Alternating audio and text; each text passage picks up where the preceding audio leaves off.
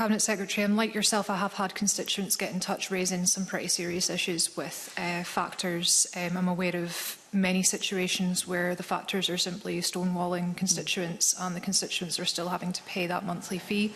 Like Mark Griffin, one thing that they've raised is the timescales involved. It can seem like it takes an awfully long time to get a conclusion through the first-tier tribunal, but that then the factor, even if found to have breached the code, seems to be able to pretty quickly be able to get back into what they're doing or join another factor board and start again.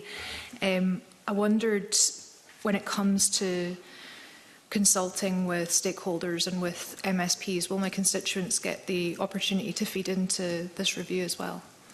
Well, I think it's very important on both counts. As I said, myself, I have a number of constituency cases that would feed into experience of that, and I think it's important that all members, not just those that are at committee today, have an opportunity, if they wish to do so, to feed in the experiences that constituents have had.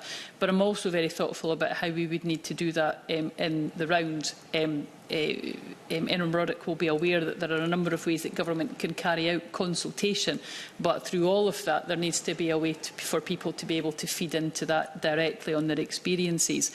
That can be sometimes through representative bodies as well as MSPs and in other areas, or it can be directly, but again that's something which we'd be happy to look at, in the recognition that depending on how we do that will again impact on how long that review may take. But I think that's an important aspect that we need to take account of, is people's experiences, because I do sadly recognise the experiences that Emma Roddick has laid out today, Convener.